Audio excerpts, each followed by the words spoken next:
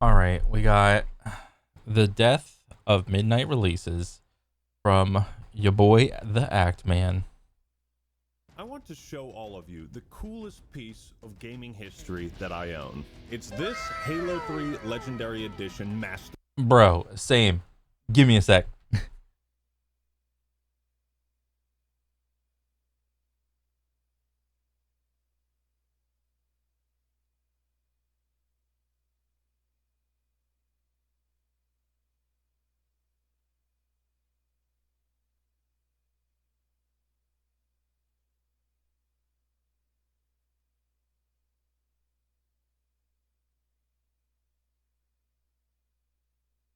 So, like, this is the box that it came in, but like there it is. Oh no, shit. I don't think you can see it. And I think I opened it once, but then I just put it back. It's very dusty, but yeah, I got that shit too, dude.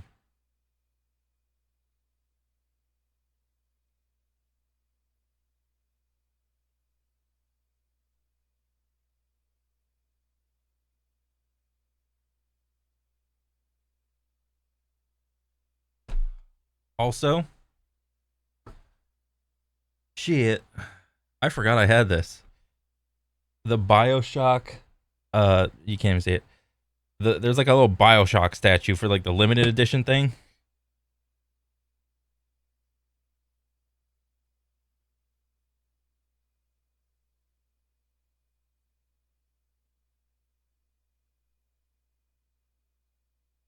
Well, here's the front.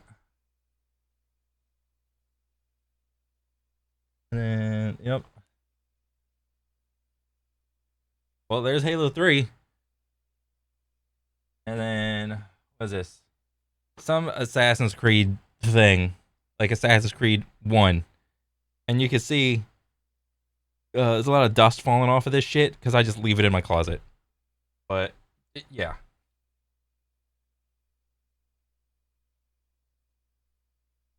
I'm just gonna set that on the ground, and now there's a fucking bunch of damn dust all over my expensive artisan mouse pad. Okay, but same. Their chief helmet. Now, what's really cool about this? It's in there. You will notice. So like, I didn't take the damn thing out, but it fucking, trust me, it's in there. Has all of these signatures, and if you look right there, 9/25/07. This helmet was purchased on the midnight release of Halo 3. My friend gave it to me, thank you, Peter, and by some enormous stroke of luck, he ran into a bunch of Bungie developers at the time. Damn, dude, mine don't got all those signatures. Holy. It has been 6,234 days since this helmet was purchased, as of recording today. Holy and since shit! This was gifted to me. I've gotten it signed by one of the composers for the Bungie Halo soundtracks, Marty O'Donnell. That's baller. Signed by Steve Downs, the voice of Master Chief, by Jen Taylor, the voice of Cortana and Halsey, and by. It's kind of crazy that you can still identify each person's signature and their role in the game. Because usually with signatures, it's like, well, who the fuck is that? Which one was that? I don't remember. That's usually what happens with signatures.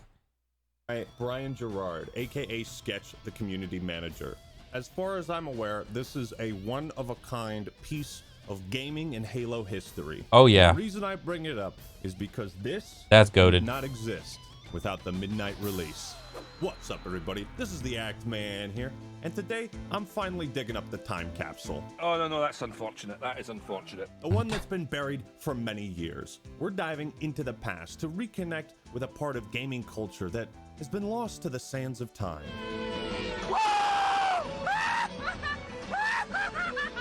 The midnight release of video games. A joyous event where gamers from all walks of life around the world would leave their cockroach-infested dens. Dozens of grown men and probably about 3 women have crawled out of their parents' basements tonight. Set off into the darkness. There's Jimmy Kimmel making the obvious jokes, like he always has, always is, and always will be. But no, what's the real joke? The declining viewership of all those nighttime TV shows. That's the real joke, Jamie. Head to the nearest GameStop and impatiently wait for the clock to hit midnight.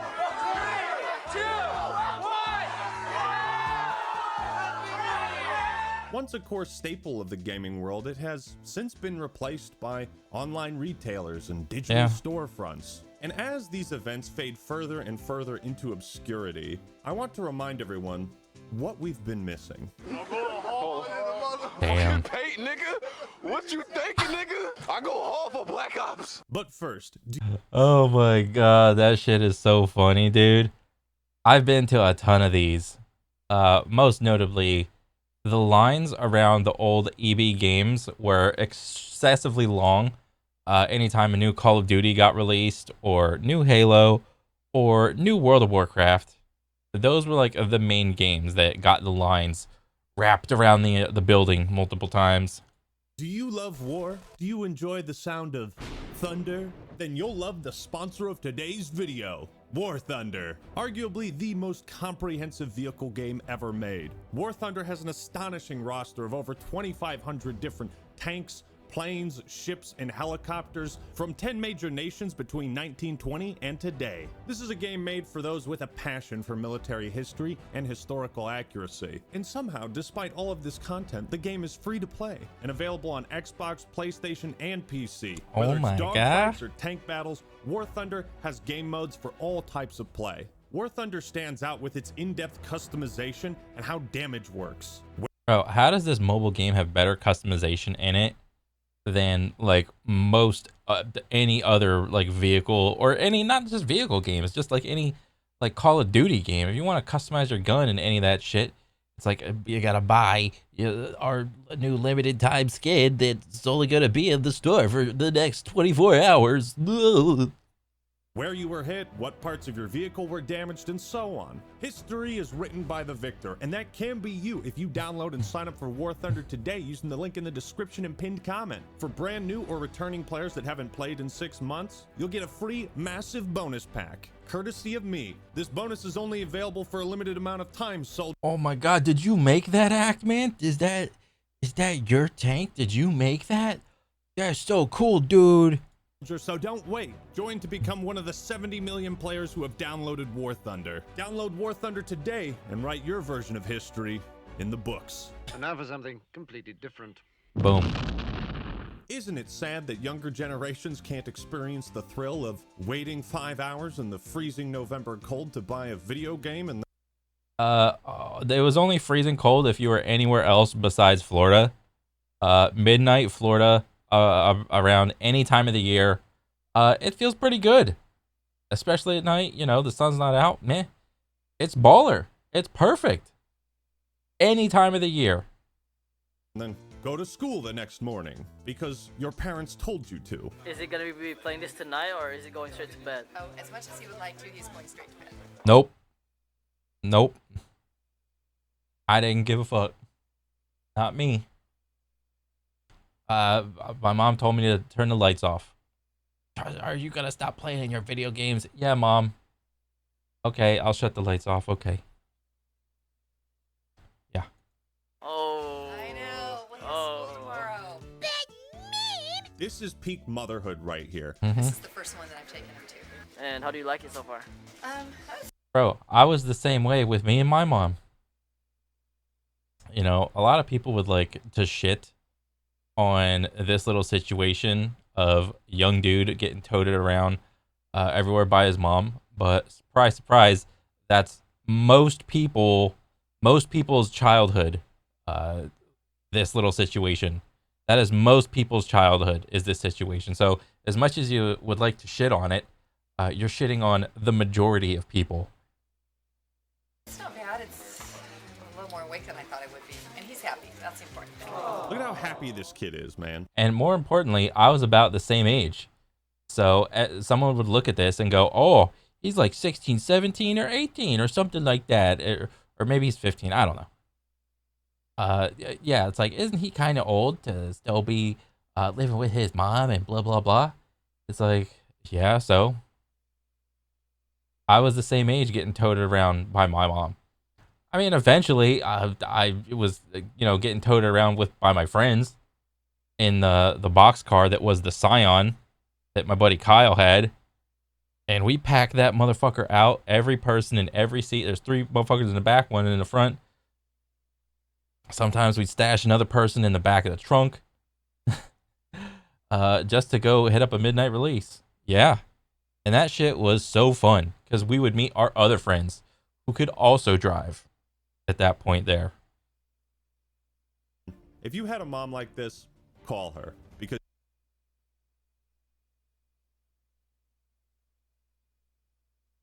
Okay. she's fucking cool. I mean, how awesome is that? Mom's like, yeah, I'll get you the player's guide and the prestige edition of Oh shit. Bro, why you getting the player's guide for an FPS? Are you retarded? You get the player guide for strategy games. Modern Warfare 2 is not a strategy game, bro. What are you doing? What's this thing gonna tell you? How much fucking aim assist to turn it up? You turn it up all the way. Modern Warfare 2, but you gotta go to school tomorrow. Would you take that deal? I'd make that deal. I don't blame you. Damn good deal. This is just one of the thousands of stories you can uncover when combing through midnight release videos on YouTube. Most of which posted by channels with like 100 subscribers 14 years ago. Damn. You know what? If you ever went to a midnight release, it's your duty to share your story in the comments below. I mean, bro, like, I didn't record any of this shit because I wasn't like tech savvy back then. I'm barely tech savvy right now. Read them. We may not have any more opportunities to create new stories, but we can relive those memories, and they'll live on in the comments section. In today's society, it's easy to get complacent and lazy when every necessity and comfort can be bought, ordered, and delivered straight to your home. Doesn't it feel like we have less reasons than ever before to leave the house? Yeah. As if technology has made life so convenient, we've started losing some of those wild, unpredictable journeys we used to go on. And that's kind of boring. But boredom is the last thing you'll be feeling today after watching this video, because today I have combed through. For a second, I got the same energy of like another segue into like a sponsored like part. Through the desert and unearthed the coolest, the most insane, hype as fuck footage of midnight releases on this planet. Why were midnight releases so awesome? And why don't we do them anymore? Today. Yes, they were hype as fuck because, bro, I think the most hilarious midnight releases were the World of Warcraft ones because half of the line was Alliance and the other half of the line was Horde, and you had damn near people like almost fighting each other over like which side to choose in World of Warcraft. It was hilarious. It was so good too because like I didn't give a fuck. I could read the room. I always played Horde, and the lines always skewed Horde, but there was always that one like stupid person that was like, there's like a crazy Horde guy, and then there's like the crazy Alliance guy, and then he'd always like yell for the Alliance, and then everyone just booed him as he walked out of the store with his copy of WoW for no reason. Like, it's not like he was obnoxious or like pushing people or anything. He's just like, for the Alliance, and then yeah, he got booed. Today we are huffing nothing but nostalgia fumes. So come on in, hop into my time machine, buckle in, whip out your Halo 3 Legendary Edition helmet. Yep, already did. One last ride down memory lane. World of Warcraft, baby! Yeah! Oh shit.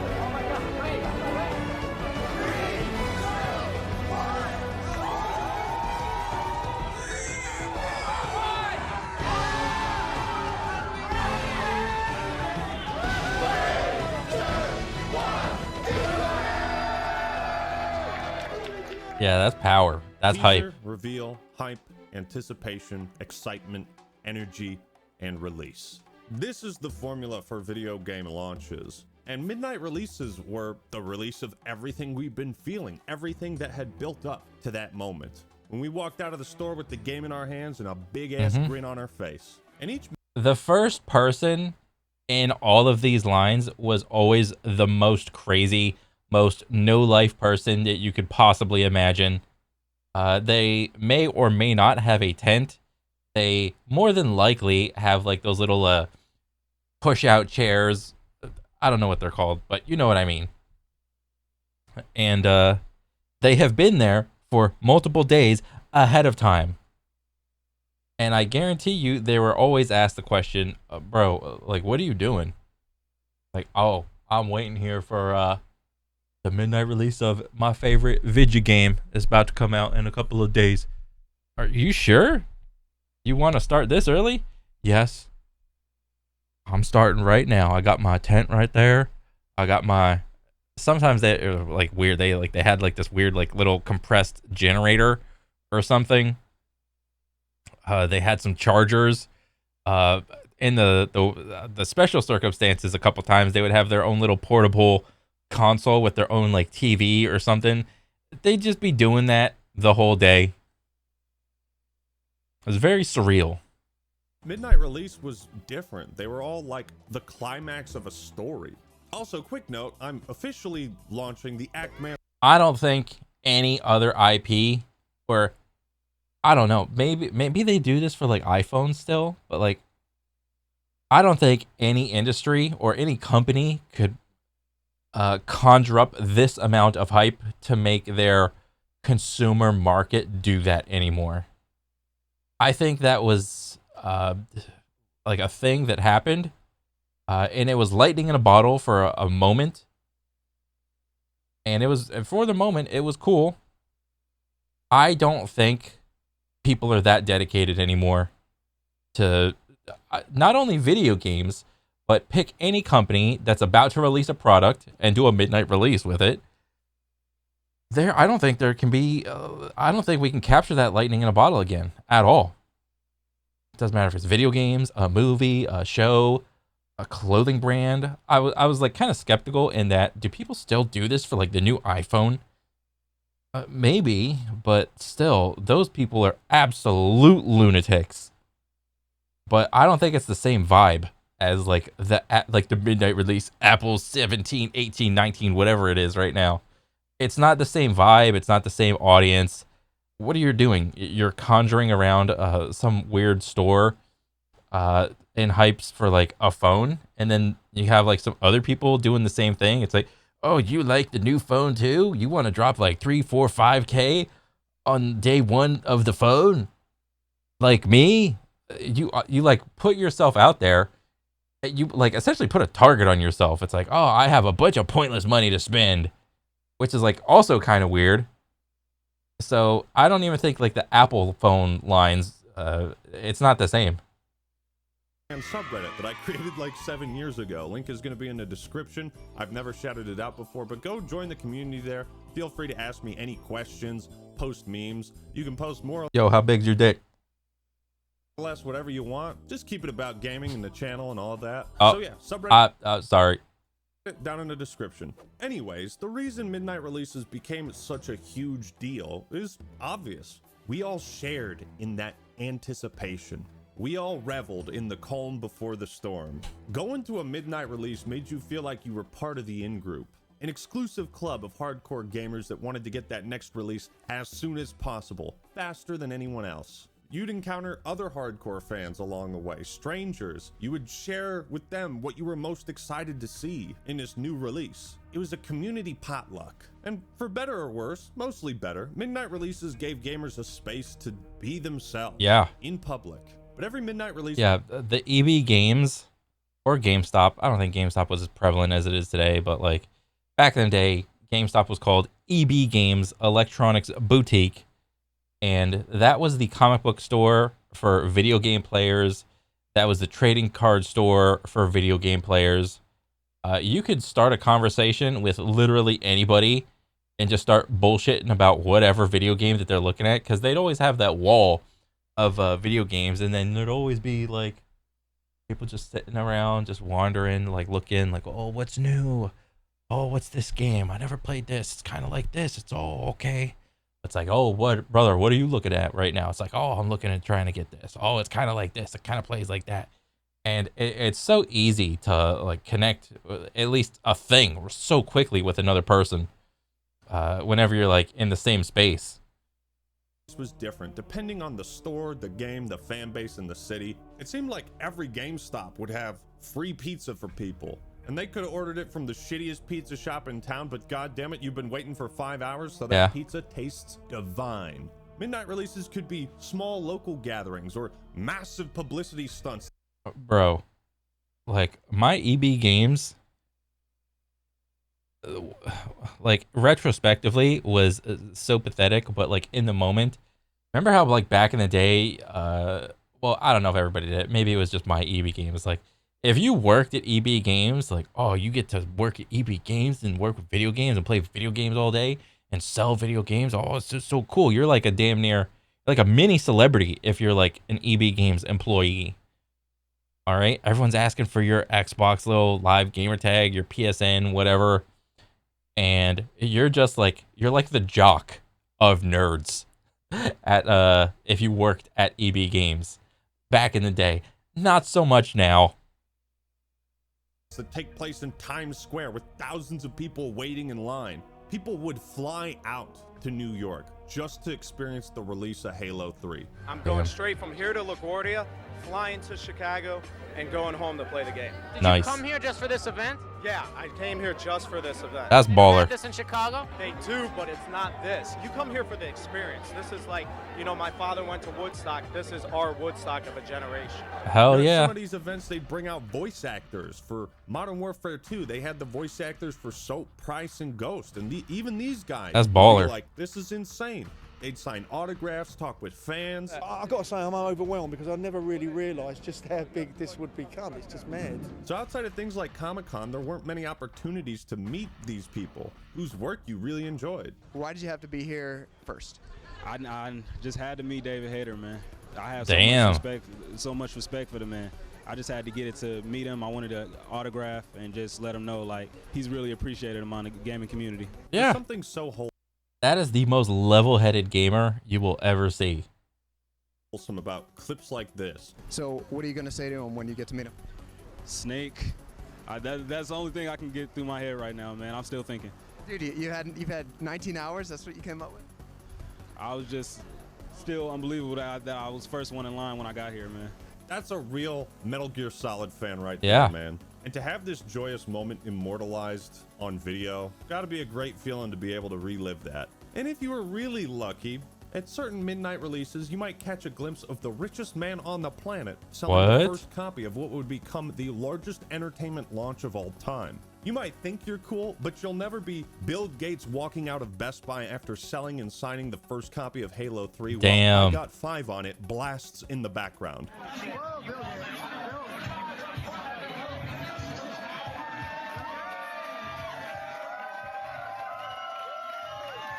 I'll never be that. Damn, that's crazy. I mean, shit. Like my modern 35-year-old brain is thinking, like, wow, he's just going to check up on his first product's unit price sell, and to try to get a vibe of what all the plebeians are doing. Like that's my like pessimistic side, but like there's another piece of me that's just like, he wants to go see just like what everyone's doing. You know, I don't know if Bill Gates played Halo. Probably not. Maybe he did. I don't know. But I don't know. It's very it's just like something that happens as you get older. You get a little bit more pessimistic about anything. It's like, oh, the billionaire is stepping down from his pedestal to visit the ants.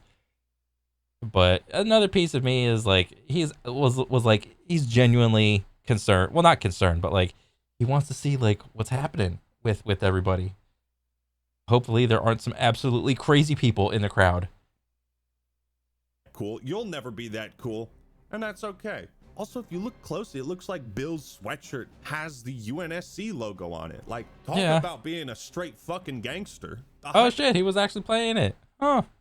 At these events was simply unmatched. And I love how creative these stores could get. For Red Dead Redemption 1, you know, they'd bring out Nerf guns and host little shooting tournaments. Oh, that's funny. For the right product, gamers would come out in numbers. And that's so wholesome because this normally secluded, somewhat socially awkward group of nerds would be able to connect with people who had similar interests.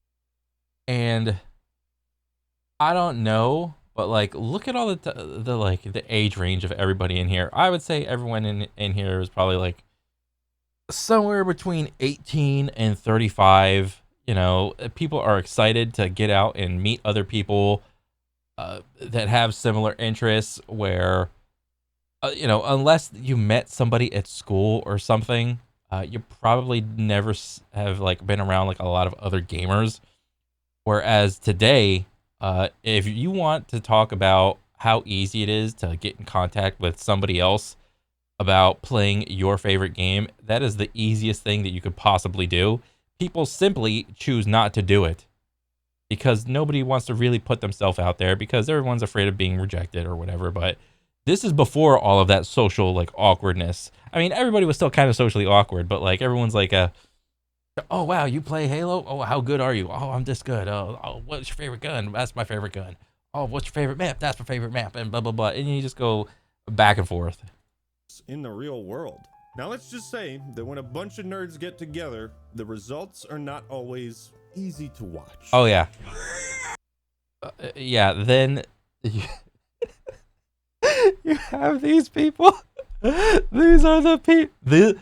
As much as you gamers want to disavow this, you have to accept he is a part of your group. And I have to as well. This is awkward and weird and not socially. It's funny, but like whatever. In retrospect, it's like awkward, but like in the moment, it's probably just funny. But I guarantee you, most of the craziest people are probably going to come from World of Warcraft. Just a guess.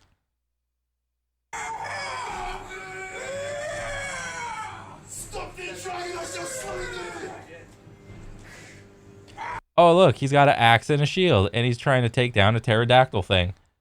Maybe this is World of Warcraft.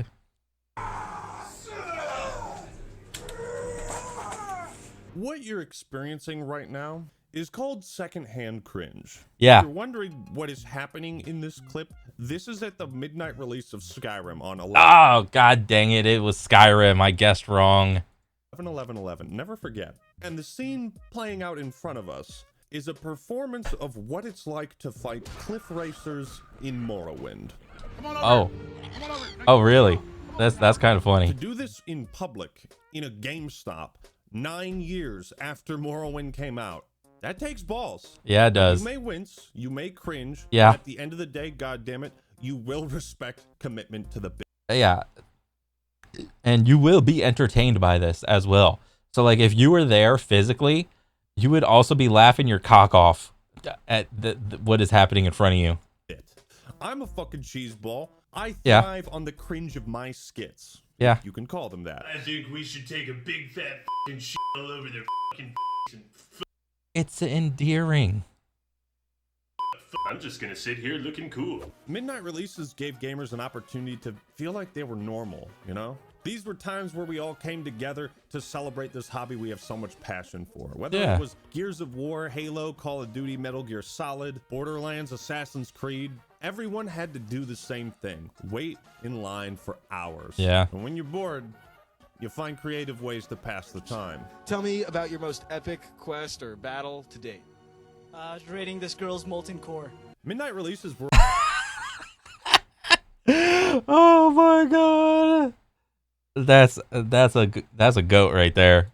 also great publicity for the companies. Look at all these gamers excited for our product. Oh, yeah. News media would pick up on the story. It would tap into that like viral marketing effect. Where Mhm. even your friends who weren't Halo fans would Bro, get excited. Like, imagine literally any game doing this today.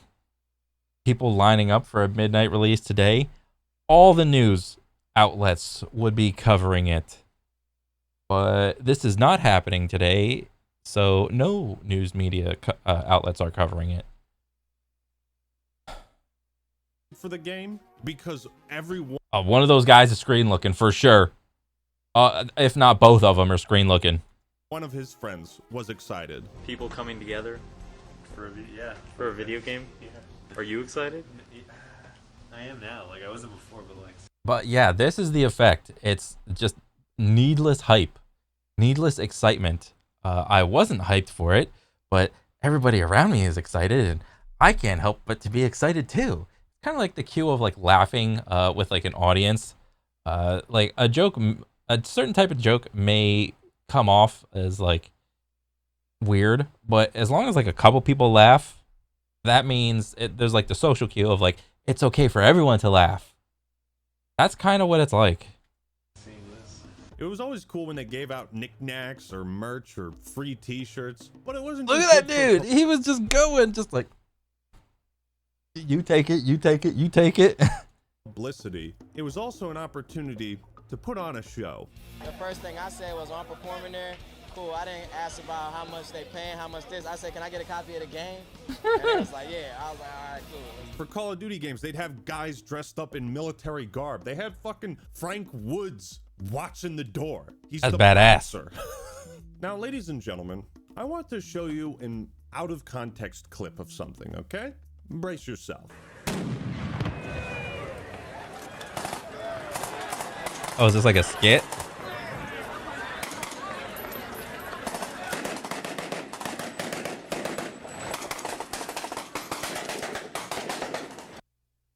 Quiz time. What do you think is happening in this video? It's a skit for the midnight release of some Call of Duty. Maybe like Modern Warfare 2 or something? Is it A, leaked footage of an active war zone? No. B, police body cam footage taken during a robbery? No. C, footage of military conflict in Israel and Palestine? No. Or D, the midnight release of Call of Duty Modern Warfare 2? Yeah, that was like obvious. The fact that people will put that much effort into that little skit, that's awesome. Yeah. It's fitting that Modern Warfare 2, as one of the most controversial games of the last 20 years, would have an Really? equally controversial and insane midnight release event. There has to be like way more controversial games of the last 20 years than little old Modern Warfare 2. Oh, so what? You got the little no Russian level of killing like a bunch of American people, but you, the player, are acting as like a double agent and you have to kill the innocent Americans to blend in. I mean, yeah, but like there's other shit going on in like other games. There's no fucking way anybody could get away with putting something like this together and get away with it. I mean, look at this. They're throwing flashbangs. Listen to all this fake gunfire. They got a fucking Humvee out on the street and the crowd. I mean, not gonna lie, I've never seen this little clip or video before. Yeah, all those guns sounded plastic. Like an actual gun is loud as fuck. And yeah, I could tell that that was like a little fake flashbang or whatever, because there were people standing around watching it. Crowds of people are just behind them. There's people lying on the street in front of the game. Yeah, in the foreground, but the moment you look in the background, everyone's just like, oh, this is so cool. They're doing a little skit for Modern Warfare 2. This is awesome. Stop pretending to be corpses. Look at this shot. Look at how ominous this looks. These guys are securing hostages in a GameStop to promote a video game. Now, I was so curious about this, I had to look it up because there's 2 videos of this event, and I tried my best to figure out if there's more footage, if this was a news story. Damn. I didn't find shit. But what I did find is that for some reason... That's baller right there. That GameStop that allowed that. Good for them. This video has the GameStop store number and the city it was in. This was posted 2 days after this video, but I was able to find where this exact GameStop was. And I That's awesome. Referenced it with the Best Buy in the background. Ladies and gentlemen, this is where it happened. And I just think that's so cool. Yeah. I want to know the story behind this. So people of Waynesville and North Carolina, help me out. I can't find shit about this. If you were there, if you have footage reach out to me, post it online, something. Now, there are aspects of the midnight release that are still alive. For example, going to the Halo World Championship events has the same vibe. Really? I mean, admittedly, I don't think I've only ever been to like one gaming tournament in my entire life. And I stuck out like a sore thumb because I don't know, I just do. It was a fighting game tournament. When it was a major CEO, I forget the year, bunch of different games. It's like a mini Evo. But the moment I stepped in to like the main room, with like all the pools and shit, and it was like day 1 or day 2, so you know there's a lot of people. I immediately kind of regretted my decision to do this because just this was not my group of people. I was like, damn. Like I looked around for like a good, like, you know, you scan the room for like a good 30 seconds or so, and I was like, oh Jesus. Like I thought, like I was like a casual fighting game fan, but this was not the crowd I thought was gonna show up. But I mean, whatever. Yeah. Midnight releases and professional live tournaments are similar to concerts or sporting events in that the most die-hard fans are always going to be there. Midnight releases were like football games. You were there to root for your team and represent them. You could scream and shout and act like a crazy person. And you could get some pretty cool swag too, like posters, dog tags. Some people would show up in cosplay outfits. There'd be tournaments, giveaways, raffles, exclusive merch. You'd see people with Lancers at Gears of War midnight releases and Master Chief cosplayers at Halo ones. And at midnight releases for Grand Theft Auto games, people would get jumped. What's this? You got fucked up, yo. Yeah? Look like you belong in Grand Theft Auto. Hey, Grove Street for life. Each midnight release Damn, dude. was like always true to the series. Like in this footage at the midnight launch of the Burning Crusade, where they had a competition for who could recreate the in-game dances the best. You see what I mean though when I say these events allowed us to feel more normal? Yeah. Just be our quirky, nerdy selves. I miss that. You know? Oh yeah, because if you are if you're like a gamer and you're going around like regular life every day, you go to your job and for like whatever, you don't really meet a lot of other gamers in just everyday life. So the midnight release was simply an event that you could like go out and show how much you appreciated your favorite midnight release game. When we were younger, you couldn't go out to a bar and get wasted, and real high school parties were always at risk of getting the cops called and getting... Oh yeah, that's like a whole nother video unto itself. I got so many stories about random ass like high school parties, but with like my group of friends, it may as well have been like a midnight release for a game, because a lot of the times we just got together, drank whatever alcohol. Well, okay. Let's move on. Getting you in trouble, but midnight releases were how gamers partied. Some people would party a little too hard. Yeah, don't do underage drinking. Like this guy. Halo Reach midnight release party arrest. What I love so much about this, that's goated. The video just starts this way. Like we have no idea why this guy is getting arrested. We can only imagine what happened prior. But also imagine going to a midnight release for Halo Reach and not being able to play Halo Reach that night because you got arrested at the midnight release for Halo. You know, inside his head, he's going, I just want to play Halo, man. Just let me go. Come on, dude. I just want to play Halo. Take the cuffs off, man. Reach. I think one of the magic ingredients for a midnight release was the physicality of it. Gamers were mostly an indoors bunch. You know, we'd socialize on Xbox Live. But it was also that feeling of like actually having the game in your hands. Yeah. Right? If you were one of those people who... It's a feeling. And it, you know, how feelings go. It's hard to describe a feeling to someone that has never had that feeling. But it was like power that you had in your hand. It was catharsis. Just commodified. Tangible catharsis. Bro, when I got like any game on the midnight release, I would like stare at it. I'll be like, this is it. And I'd have this like crazy feeling just like wash over me. And I'm like, I don't know, dude. It's just like power in your hand. Got there first and you walked out with like a legendary or collector's edition. Yeah. Everybody else in line would just be like, damn, fuck, I wish I got that one. Oh, yeah. That's cool. And that 15-second walk out the store as you go past the line and toward the walk back. You're the cool guy. And you know, these are all nerds in their respective schools or whatever. And none of them are the popular kid. None of them are the jock. None of them, very few of them had a girlfriend. But for you to have that feeling of, I'm the cool guy walking out early.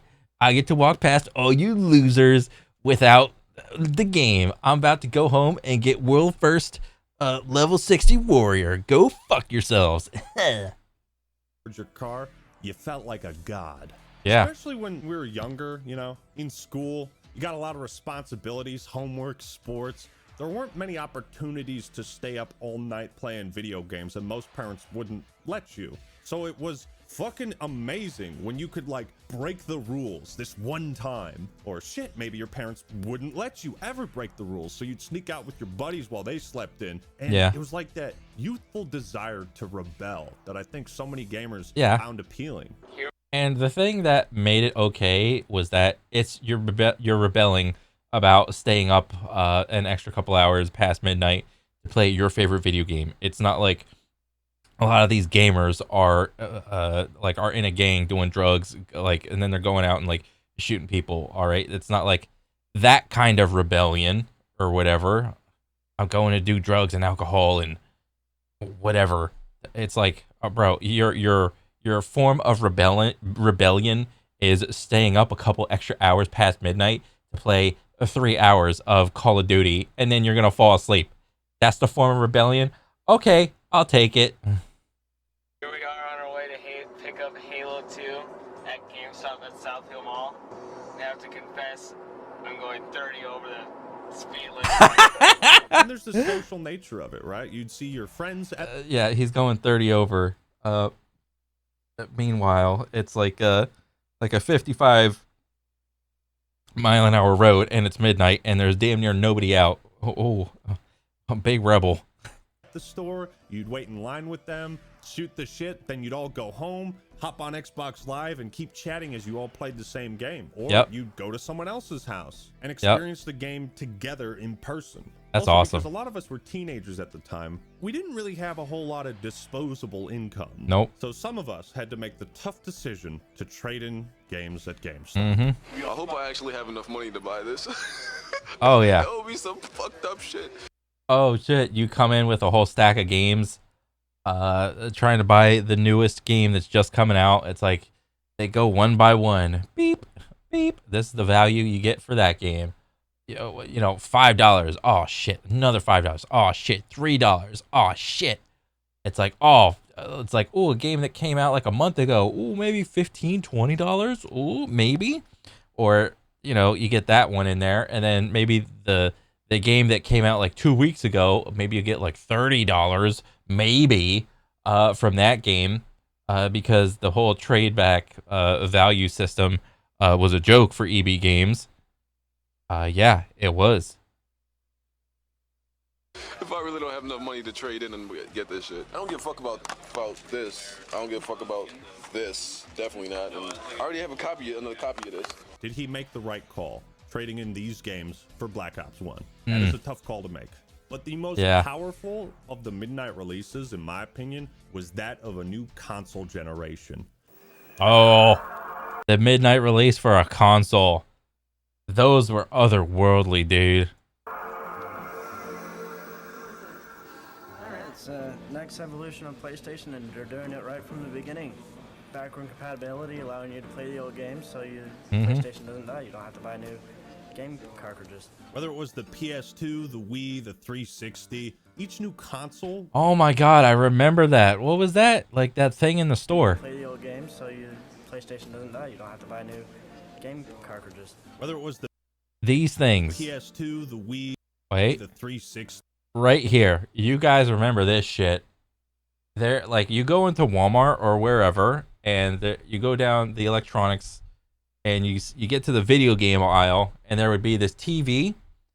Sometime, like, older, back in the day, the TV would be down low, and then they wised up and be like, oh shit, what's happening? People are fucking up our monitors. So then they moved the TVs, like, up. So you had to, like, stand up and look up.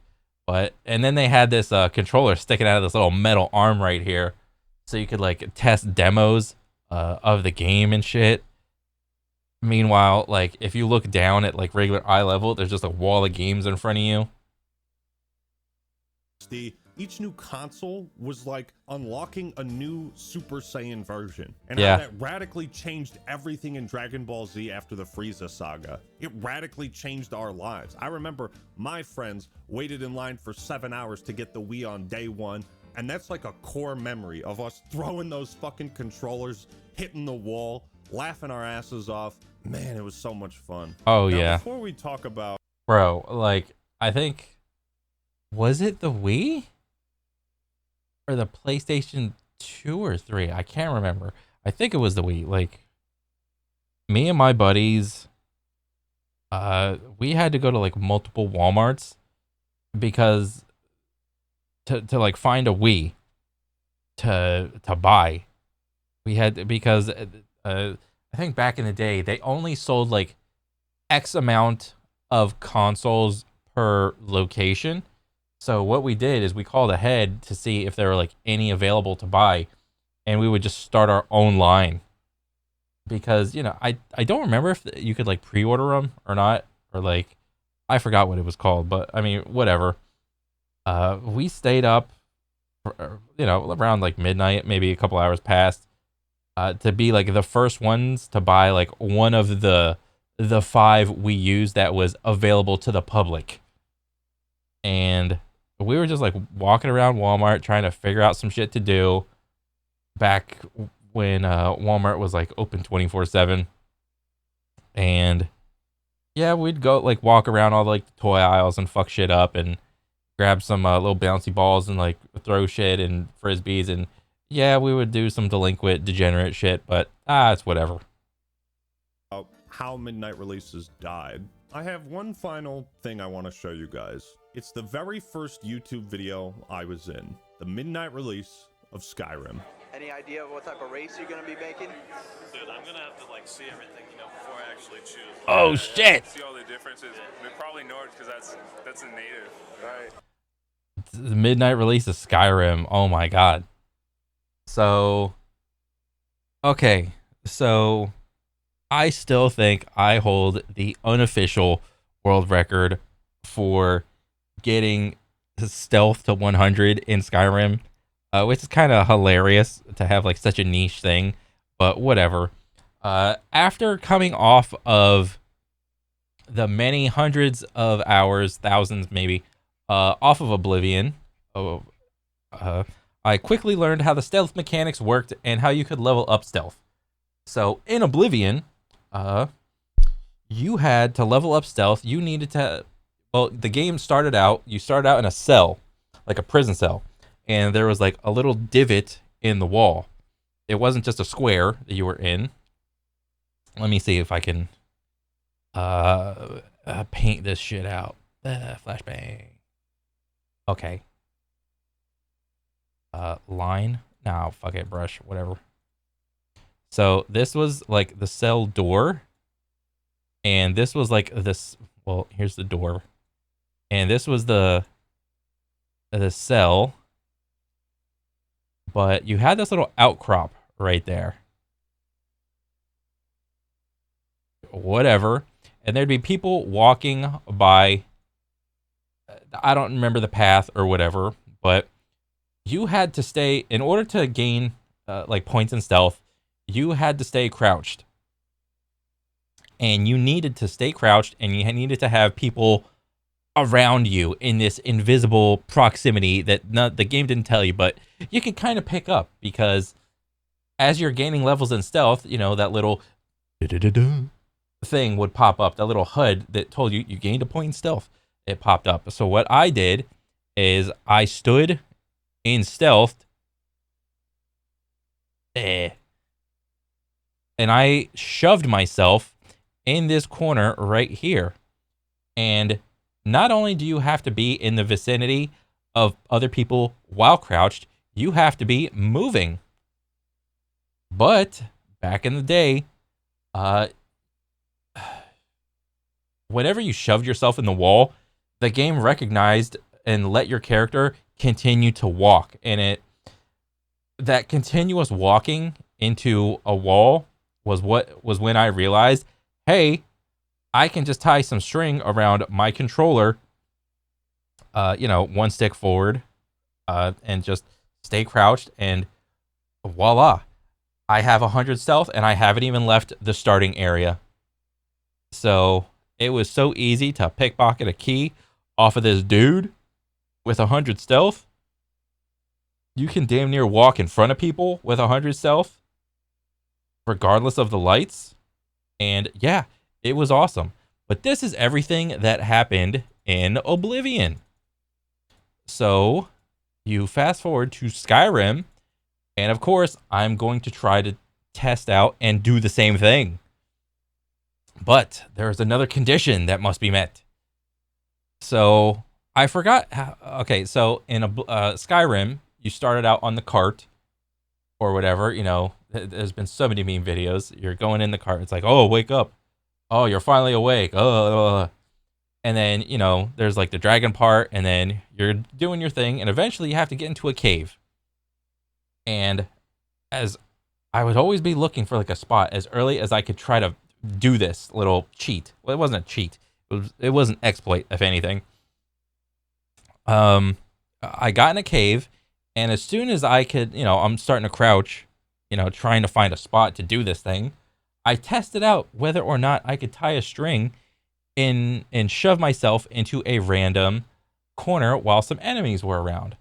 I tried that for a couple minutes, but that did not work. Of simply just shoving yourself forward and pushing forward. That didn't work. God dang it. Drat. So eventually you're in the cave and there's a bear.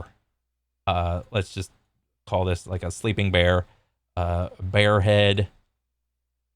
There's a bear head. He's sleeping. Sure.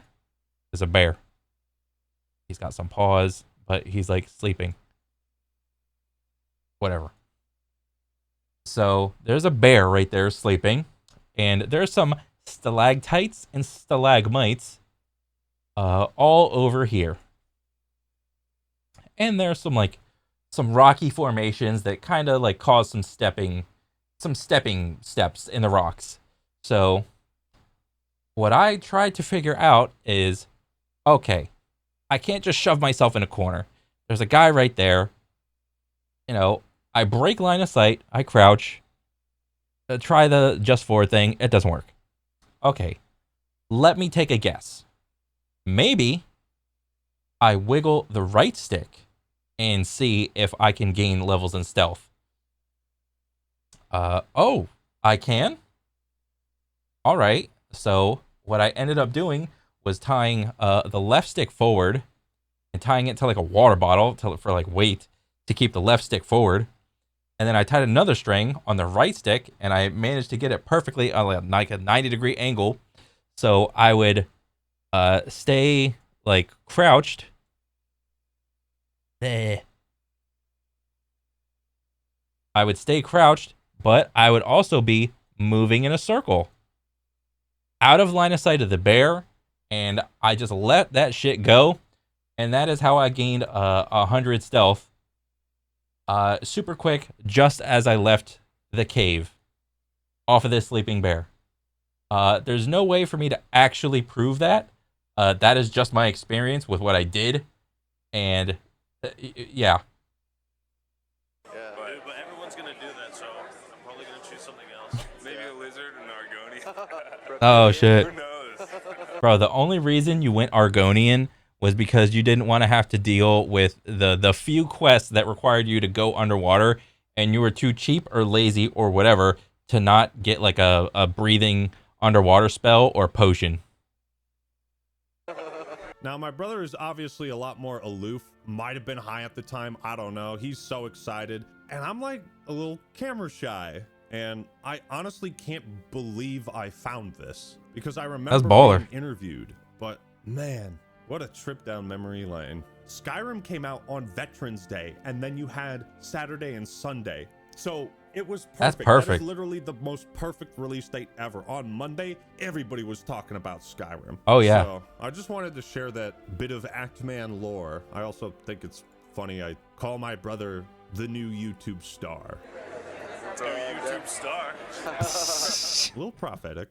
But with how much hype and money and attention and publicity Midnight releases generated, one has to wonder, why did they die? The reason for the death of the Midnight release is complicated. It is complicated with multiple variables, but in the end, it's the general audience migrating from physical copies to digital copies. That's what killed Midnight releases.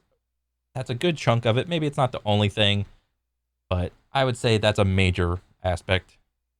It's a combination of cultural, technical, and practical reasons. The rise of digital downloads and online storefronts like Steam, Battle.net, Microsoft Store, PSN, Switch Online made it easier to just buy games from the comfort of your own home. Physical sales of video games has been steadily declining over the years, while digital... Wait, digital versus physical game sales in the US? What is physical is orange, digital, yeah.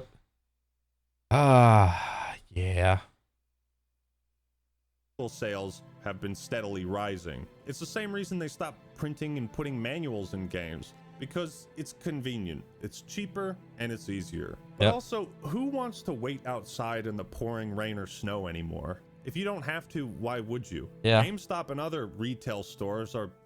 They want you to just sit at your home, go to your job, come back, and you have the ability to buy anything you want from the convenience of your own home.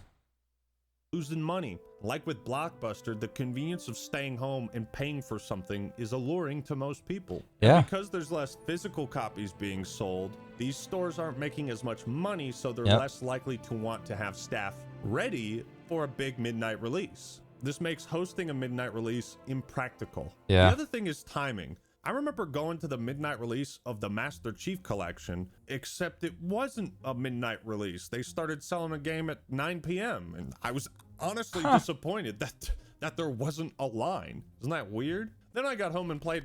Yeah, it is kind of weird. But when was like MCC like released? Wasn't it like in the 2010s? I mean, the vibe is already gone at that point, I'd imagine, or it's extremely faded.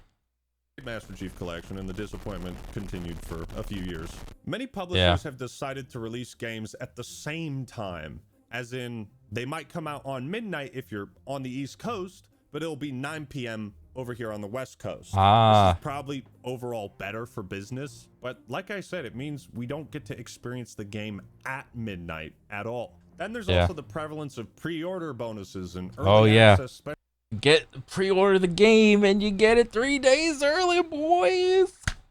Let's go. Special editions. Those muddy the waters even further, because it's like, so when exactly is the midnight release? Well, that depends on how much money you spend. It's kind of shitty, right? Yeah. More money, me, now? And all they did was just come up with an earlier release date. And it's just more exclusive and more expensive. The prevalence of online communities is also another reason midnight releases have fallen out of favor. It's a little sad to say, but I hang out with people and friends on Discord more than I do in person. So we're less likely to get together as a group to go out for a midnight release. I'm also a content creator. I know, big shocker. Oh, wow. So if I really want to way to brag, Mr. Actman. Mr. Big Content Creator. Play a game the moment it comes out, I'm kind of incentivized to stream it. This also means part of my audience will want to watch me and therefore they won't be going to a midnight release with their friends. Multiply this Yep. concept Yep. You are the entertainment now. by like a million different content creators, and it just means most people are staying inside to play a new game, or they're staying in to watch their favorite streamer play it. There was a very critical moment when I started to realize the gaming industry was changing, and that was the midnight release for Halo 5 Guardians. Oh, You see, boy. my brother and one of his best friends, Matt, had a routine of going to the midnight release for each Halo game, starting with Reach. But my brother had to work, so I went with Matt. We got to the GameStop. They were selling it at 9 p.m. Not a massive line. We buy it, go home, and I have to tell him that Halo 5 doesn't have split screen co-op, and he doesn't believe me. Oh, that's awkward. I don't even think I played Halo 5. That is awkward as shit. Halo was known for having split screen, and for them to not include it on the release day, I don't even know if they ever ended up putting it in.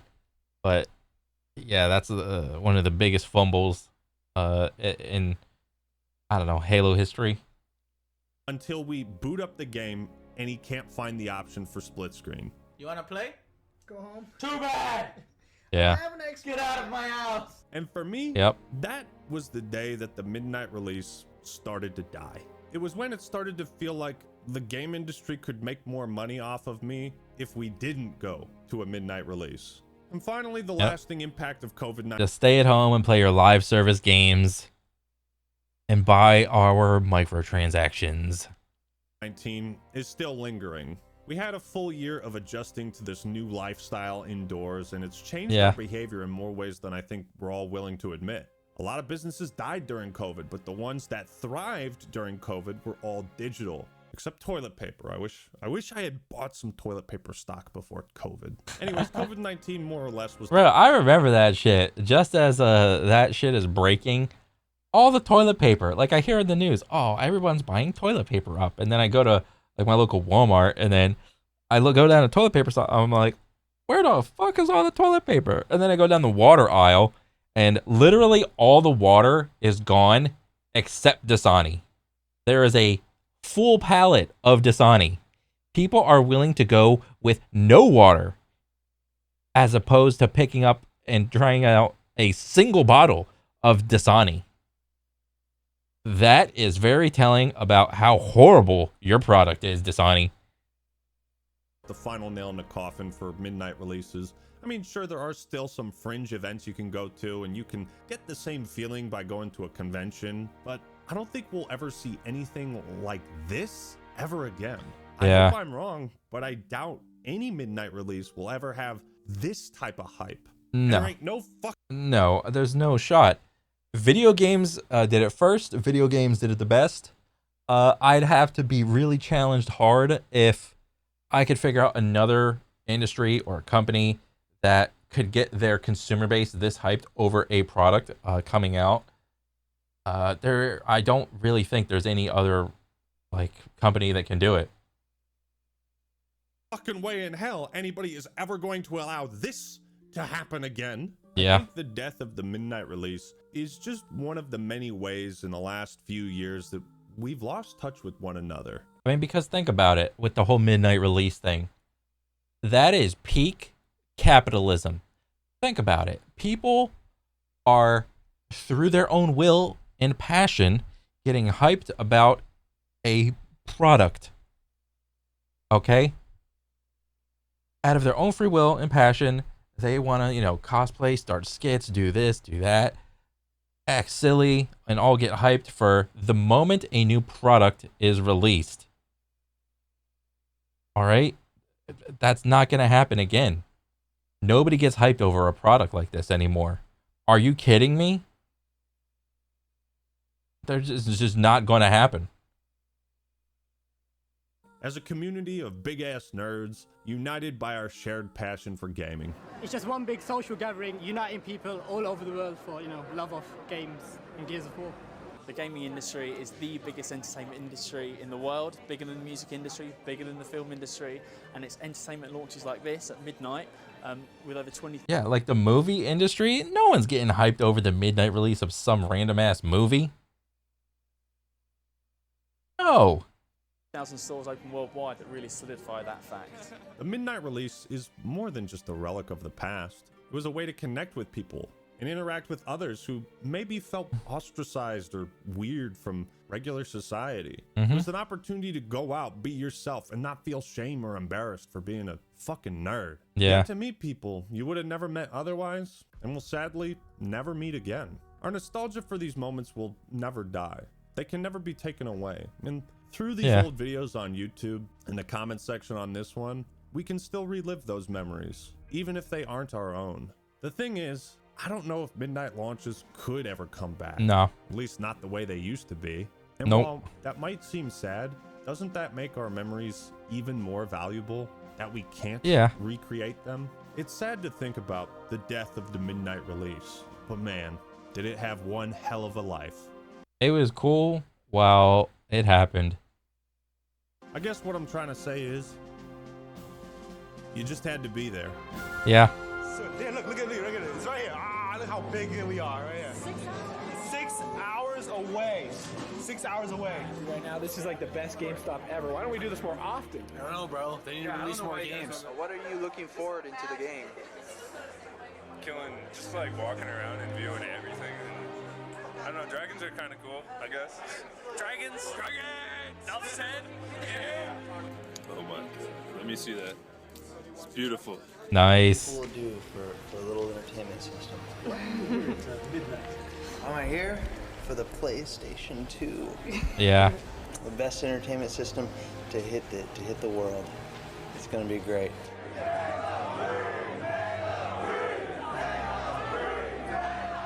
I wish there was a way to know you're in the good old days before you've actually left them. Yeah. Someone should write a song about that. And how does it feel? One word. Relieved. Oh, it feels amazing. This is my first launch, and I'm glad it was for Gears of War 3. It's been an amazing night. Like, I won't forget this night. It's been amazing. I've been waiting long enough. 10.5-hour shift to work, 6-hour wait for the game. It's a good day. No one else can say they have the first one. It's the greatest feeling in the world. See the surprise face. See the little kid face. Oh my God, Dad! Oh my God! How long are you gonna play for? All night. All week maybe. All week. You don't have to work tomorrow? Work. There's no such thing as work with WoW. I wish there was a way to know you're in the good old days before you've actually left them.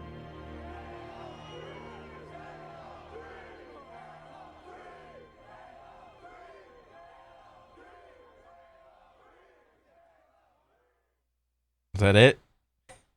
So thank you all for watching. Hope you enjoyed the video. Leave a like if you did, and subscribe to the Act Man for more awesome content. Big thanks to War Thunder for sponsoring this video. Don't forget to click that link in the description, sign up, and download the game today. And claim that massive bonus pack that's available for new and returning players. And don't forget that War Thunder is available on Xbox, PlayStation, and PC. Alright everyone, that's all I got for today. This is the Act Man, signing out. Peace! Peace. Damn, dude. That shit was awesome. Like just walking down memory lane with all the midnight release memories and whatnot. Yeah. This is a good video, dude, for sure, man. Dang. Thank you for making it. But shit, that's pretty much it for me. I'll catch you guys on the next one, all right? Later.